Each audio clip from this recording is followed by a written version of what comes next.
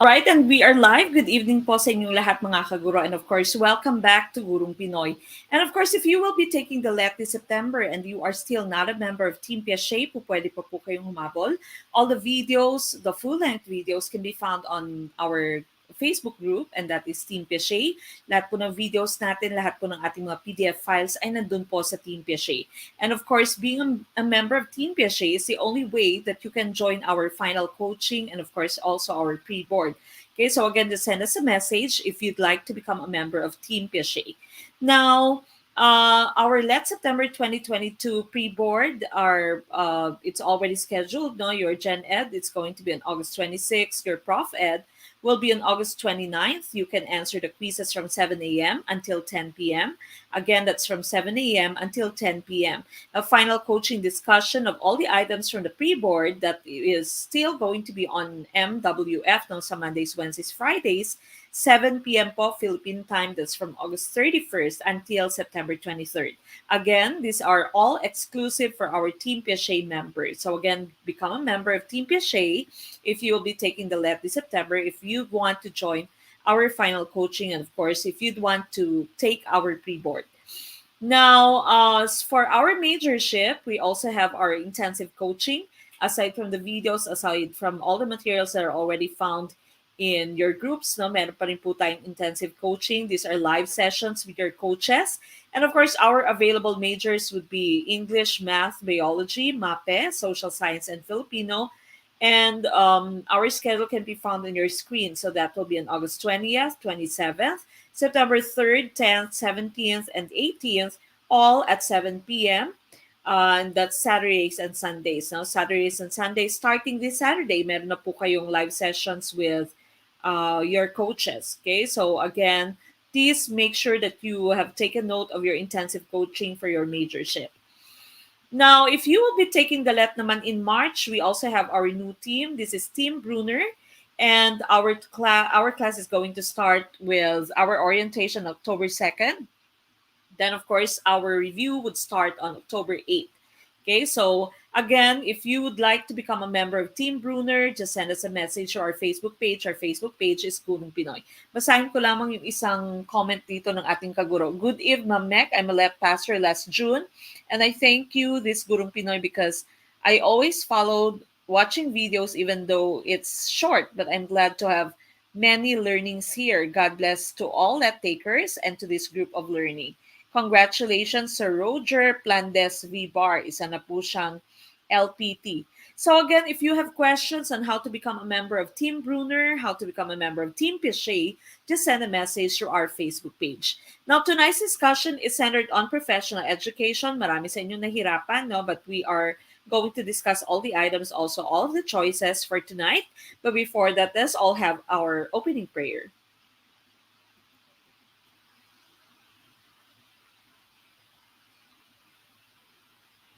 Dear Lord, I come to you to ask for your guidance and direction in this study session.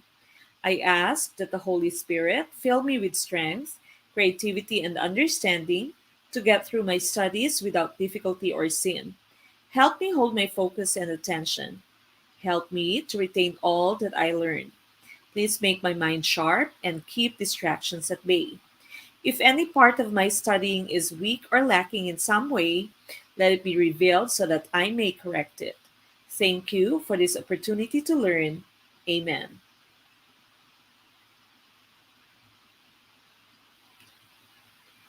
All right, now once again, this is professional education. Please do not forget to like, love, and share our videos. Start a watch party, tag your friends.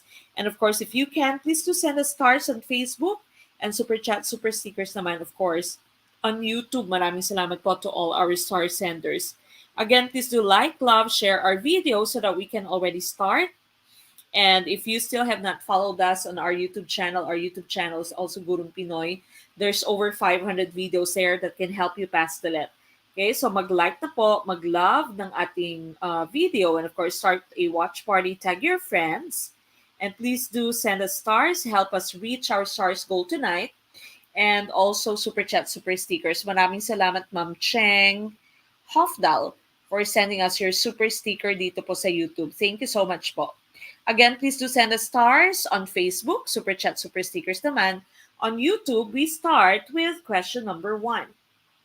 Okay, number 1. Which of the following is not an example of a teacher's nonverbal communication? Letter A, eye contact. Letter B, gestures. Letter C, pauses. Or letter D, voice. Please put your answer in our comment box.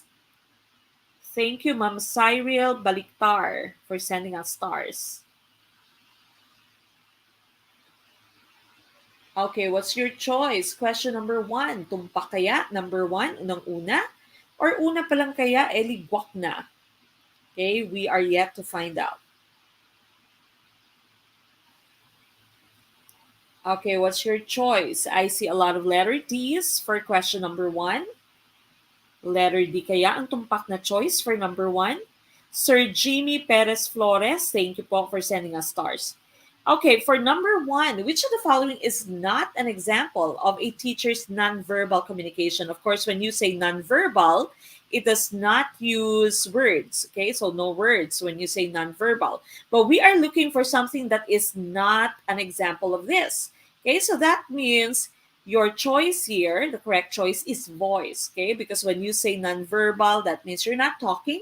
But of course, if you are using your voice, then that's not an example of it. Okay, so letter D, voice, ang ating tumpak na choice. Okay, eye contact is nonverbal, gestures, pauses. These are all nonverbal ways of communicating. Okay, so number 1, letter D, congratulations. Lahat yata ay tumpak, no?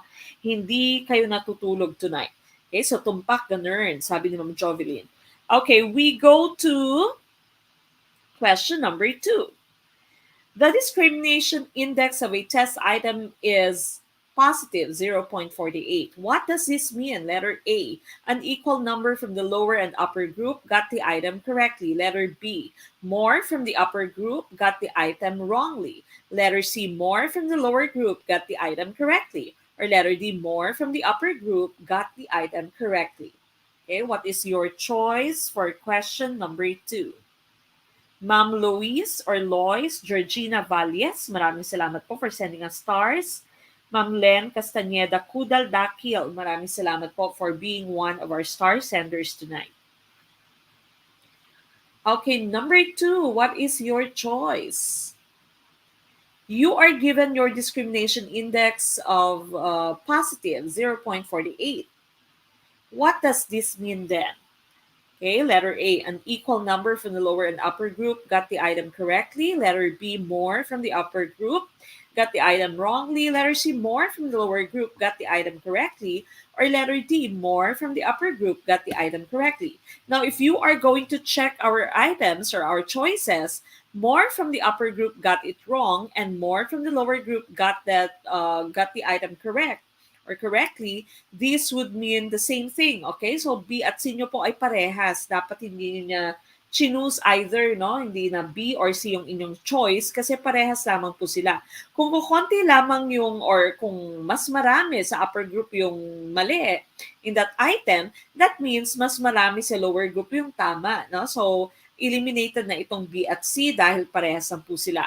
An equal number from the lower and upper group got the item correctly. If equal number po, then that means dapat wala siyang discrimination index. So more from the upper group got the item correctly is our choice. So letter D, ang tumpak na choice for number 2. Now, these right here are the different interpretation for your discrimination indices.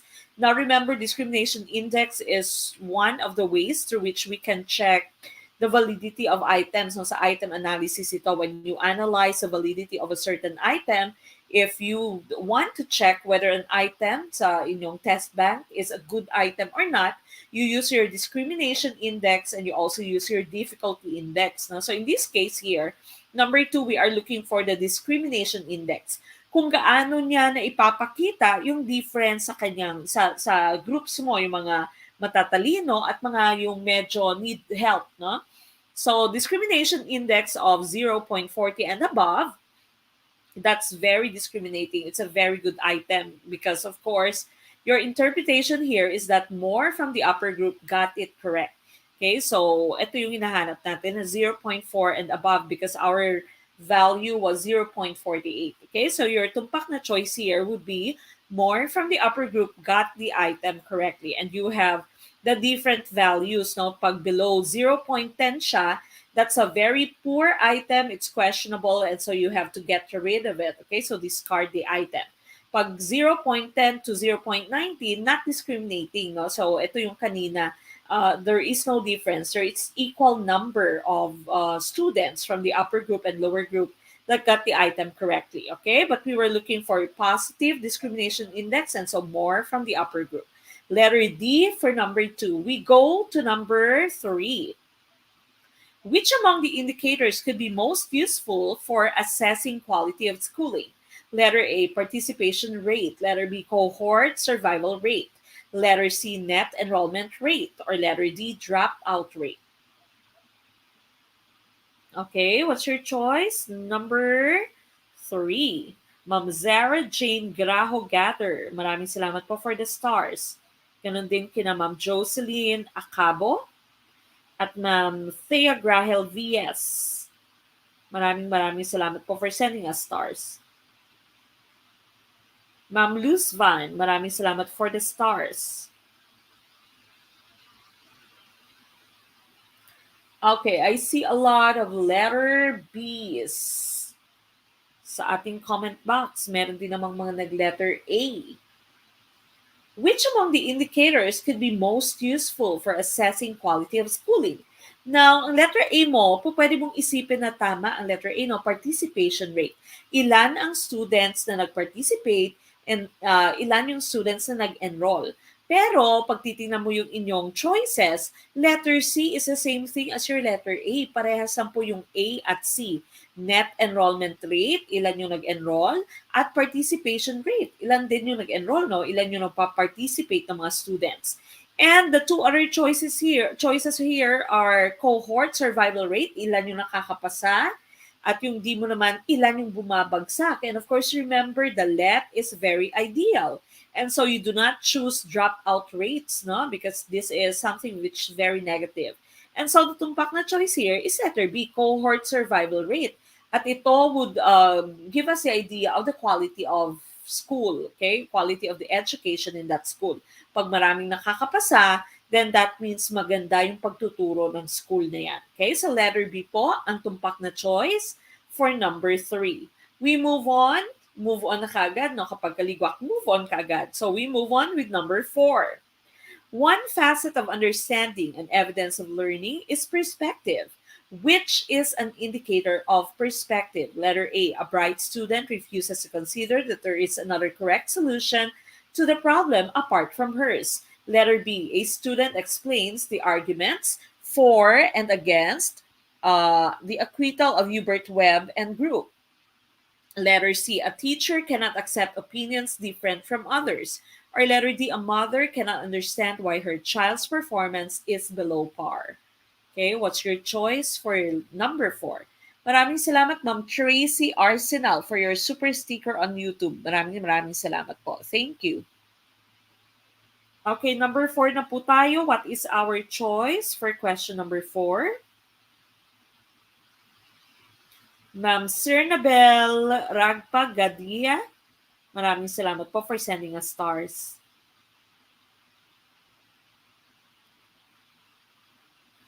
Okay, what is our choice for number 4? One facet of understanding, we're looking for an example of perspective. So which one is an indicator of perspective? Sabi sa letter A mo, meron kang matalinong estudyante, ayaw niyang maniwala na meron pang another correct solution to a math problem. Letter B, yung isang estudyante mo, in-explain niya yung arguments na laban at arguments defending Hubert Webb and group. Okay? Letter C, a teacher, isang guro, hindi maka-accept na merong ibang opinion sa kanya, no? And letter D naman, isang nanay hindi nakakaintindi kung bakit yung performance sa kanyang child ay very poor. Okay? Now, for perspective, the correct choice will be letter B. Let's take a look at your slide. Okay, so these are the different facets of understanding, the 6 facets of understanding.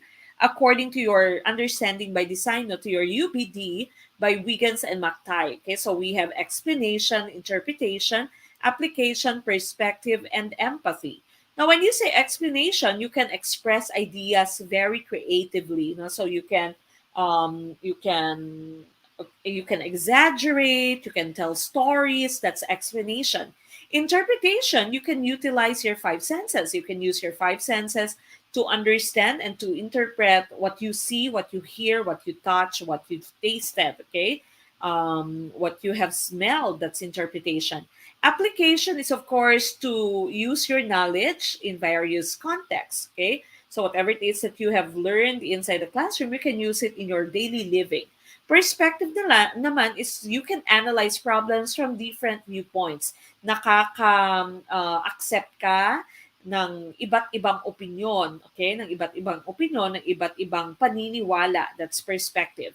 And empathy, you are non-judgmental, no? So you try to put yourself into the shoes of others. You try to understand what someone is going through, na baka meron siyang pinagdadaanan. And we were looking for perspective, okay? So different viewpoints. And so yung tumpak na choice natin will be letter A. Remember, letter B, I mean. A, C, and D, pare-pareha silang hindi nakaka-accept, no? Hindi nakaka-accept na may correct solution, hindi nakaka-accept na mayroong ibang opinion, hindi nakaka-accept na hindi kaya ng kanyang anak, for example, no, sa letter D mo. So letter B ang ating tumpak na choice for number 4. I hope klaro na po kung bakit number 4 ay letter B po ang ating tumpak na choice. Maraming salamat, Sir Joland Layos, for sending us super sticker on YouTube. Thank you po. Okay, we go to number 5. In the light of the modern concept of teaching, which is a characteristic of effective teaching? Letter A, pouring information to the learners. Letter B, allowing learners to learn on their own. Letter C, developing abilities to address the future. Or letter D, removing the physical presence of the teacher. What is our choice for question number 5? Okay, number 5, what is our choice?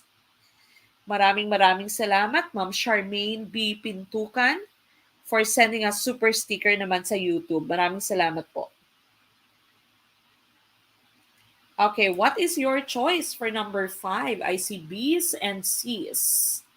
Again, please do like, love, and share our video. Napaka-importante that you are sharing our video so that we can reach out to more people. Sir Jovi Magcalas Pagyo, the first. Maraming salamat po for sending us stars. Ganun din kay Ma'am Catherina, Ma'am Sailin Tampugaw Macno, and kay Ma'am Kim Acabo. Maraming salamat po. Ma'am Susana Diola Isla. Maraming salamat for sending us stars. Okay, what's your choice for question number 5? Okay, number 5, I see a lot of letters C's, nag-aagaw, C and B.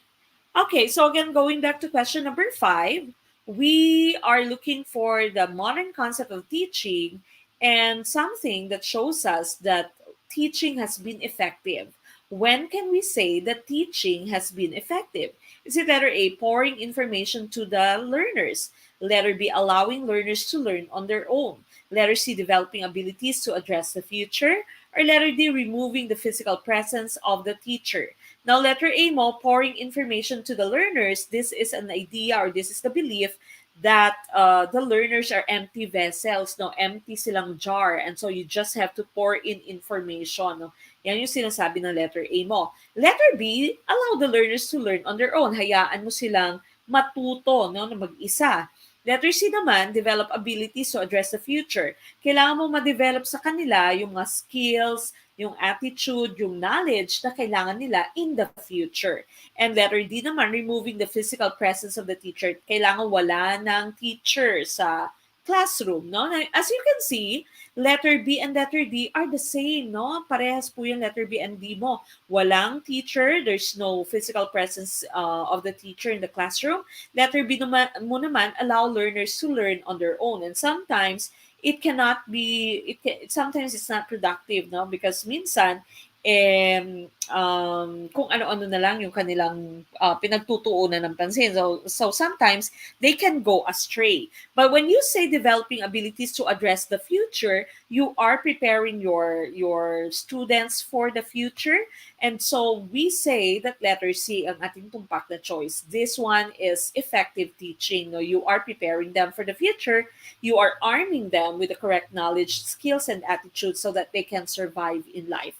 So letter C po ang tumpak na choice for number 5. Okay, ito, basahin natin yung sabi ni Sir Johan Arsena. Allowing them to learn on their own, yes, it is applicable, but I think it is better to have the guidance of the teacher as a facilitator. So letter C ang tumpak na choice. Okay, so tama yung mindset ni Sir Johan. Okay, maaari kasing you allow them to learn, pero wala silang natutunan, no? Because hindi sila nag-keep on track. Okay, so number 5, ang tumpak na choice for number 5 is letter C. We go to number 6. What statement is false with reference to Article 8, the teacher and the learners of the Code of Ethics of Professional Teachers? I'm going to give you a chance to read our choices. Masyadong mahaba, no? So take your time. I-read po muna. Mhm. Ano po ang ating tumpak na choice for number 6? Okay, number 6, ano kaya yung tumpak na choice? Ma'am Emlu Avillanoza, maraming salamat po for sending us stars. Ganon din kay Ma'am Flor Ellen. Again, maraming salamat po to all our star senders. Ma'am Raylene Duran Ortega, thank you po. Super chatters and super sticker senders, maraming salamat. Of course, maraming salamat to all our sharers. No, it's very important that you are sharing our video, like our video, love our video, share, and of course, start a watch party or tag your friends. Okay, number 6. What is our choice? I see a lot of letter C's for number 6. Aha. Okay, sabi ng number 6 mo, what statement is false with reference to Article 8, the teacher and the learners of the Code of Ethics?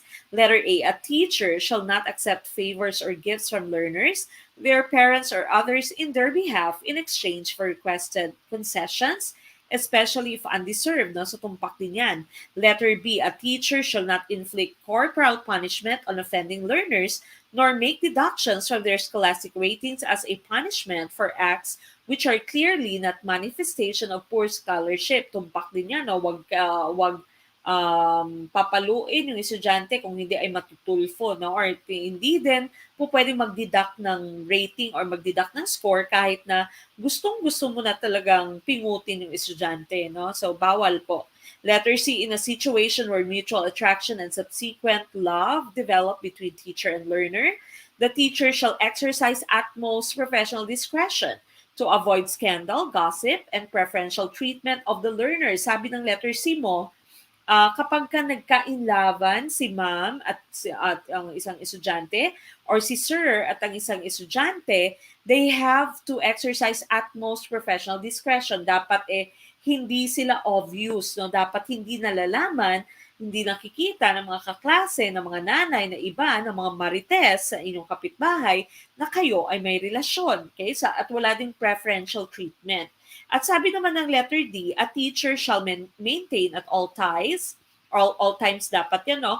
A dignified personality which could serve as model worthy of emulation by learners, peers, and others. Lahat talaga nito ay tama. Lahat ng ito nakikita po natin sa Code of Ethics. Believe it or not, ay pwedeng magkainlaban, pwedeng maging boyfriend, girlfriend yung estudyante at yung guro, no? So, konsentidor yung ating Code of Ethics for professional teachers, pwede. Basta may utmost professional discretion lang, wag lang obvious. Pero ang tumpak na choice natin dito ay letter D. Okay? So letter D po ang tumpak na choice.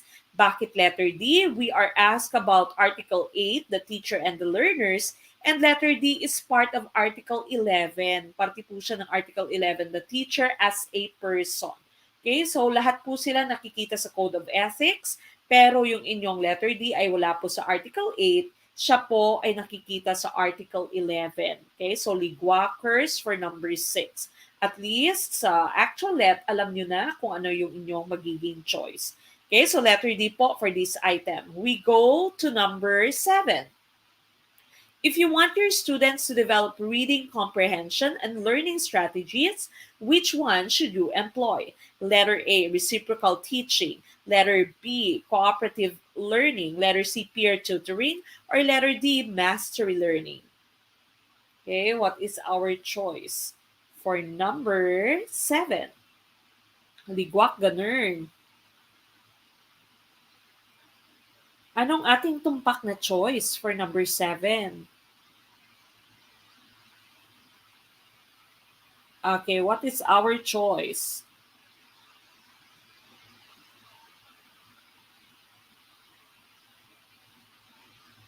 Okay, number 7, I see D's, A, A and D. All right, now going back to number 7, sabi niya, no, develop reading comprehension and learning strategies. Which one should you employ?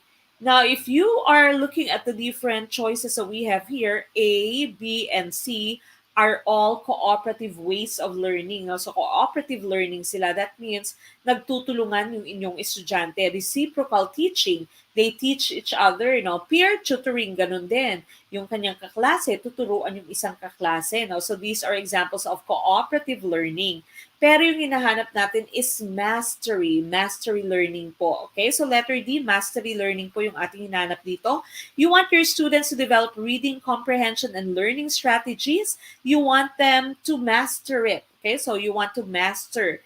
You want your students to master a concept, and so your choice here is mastery learning. Okay? So develop something to master something. Skills, your drills are all part of mastery learning. Okay, so letter D po ang ating hinahanap.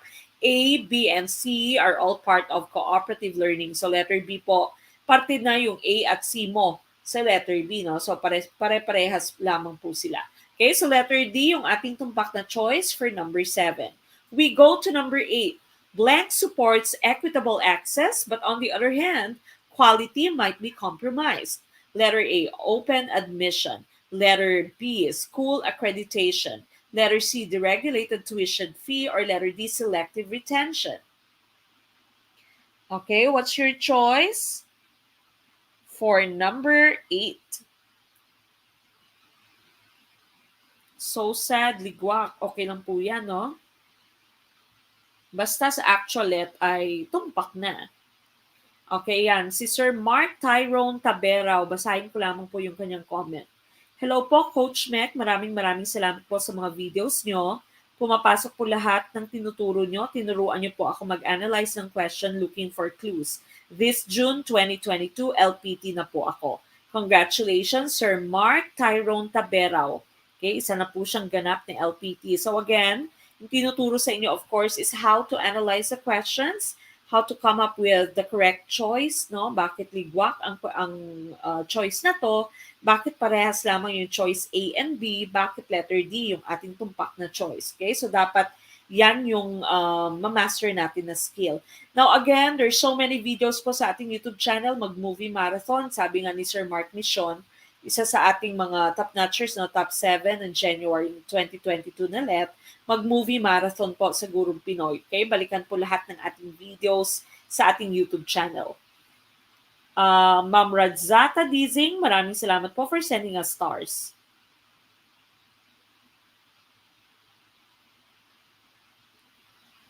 Ma'am Janet Ibanez Agatep, thank you po for the stars.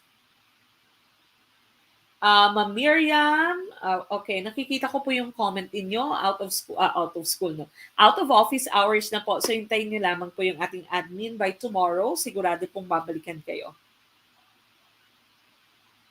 Ito, hindi ko nakikita. Practice lang pala. Palagi akong nagugoyo ng practice na nagpapasalamat. Okay, number 8. This supports equitable access. So that means when you say equitable access, lahat may access, no, to education. But on the other hand, the quality might be compromised. What is your choice? open admission, school accreditation, deregulated tuition fee, or letter D, selective retention. Okay.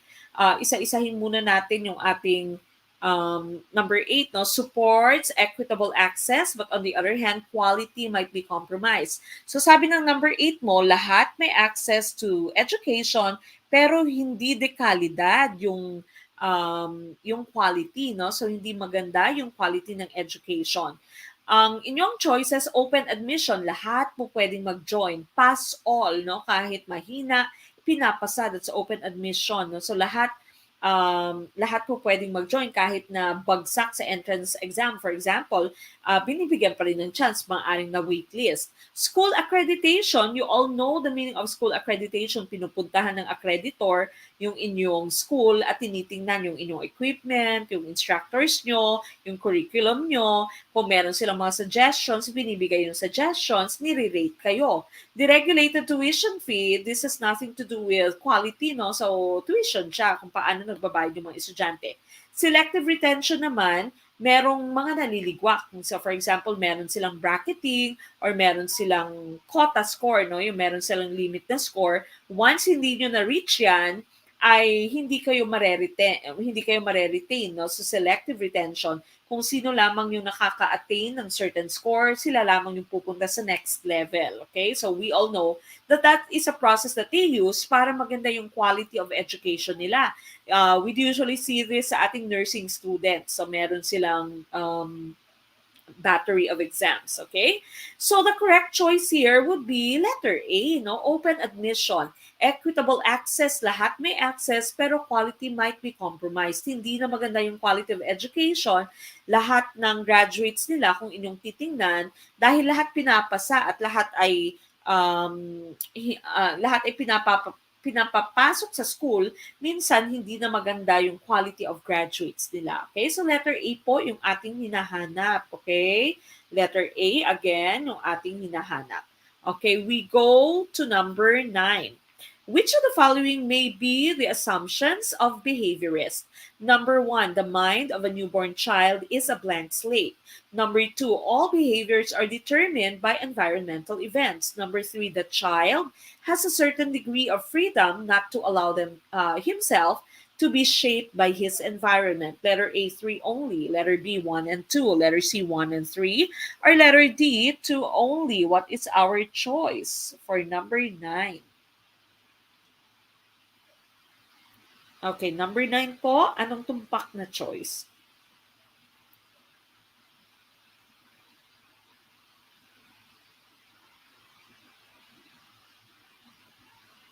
Okay, question number 9, I see a lot of letter D. Number 9, no? So sabi na hanap natin behaviorist. Remember your behaviorist?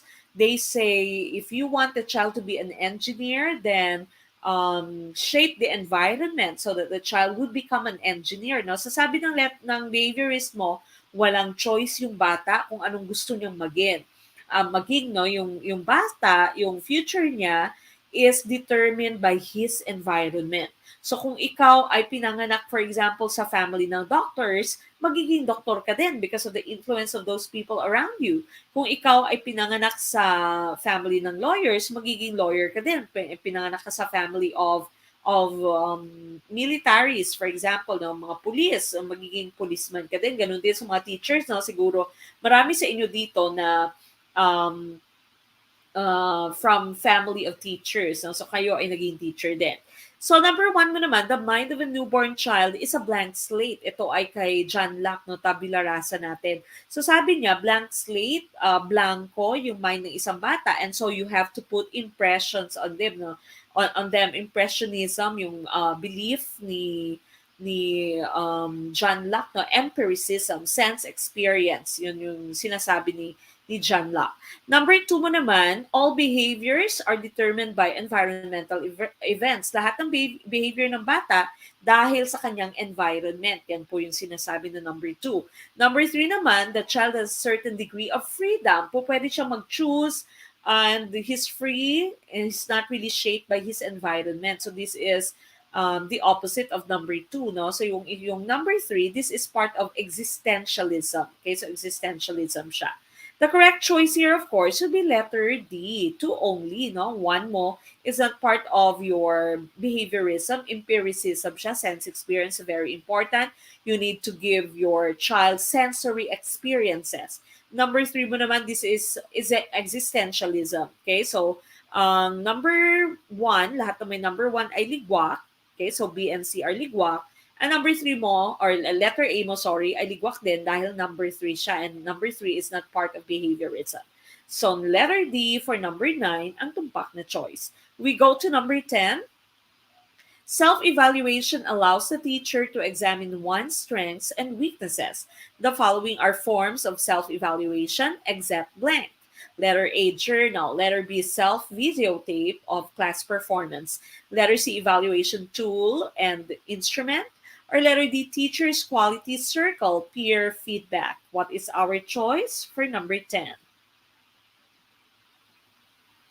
Okay, ano kaya ang tumpak na choice for question number 10?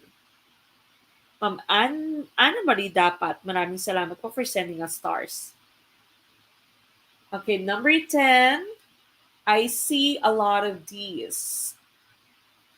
So sabi ng number 10 mo, self-evaluation, how you evaluate yourself, how you rate yourself. The following are forms of self-evaluation, except which one? Letter A, journal. Remember, journal is a form of self-reflection. No? Ginawa natin ito nung tayo ay nagpa-practice teaching. Hindi ko lang alam sa mga naabutan ng pandemic. No? So practice teaching, you go to a certain school and then you reflect, no, you write in your reflection journal.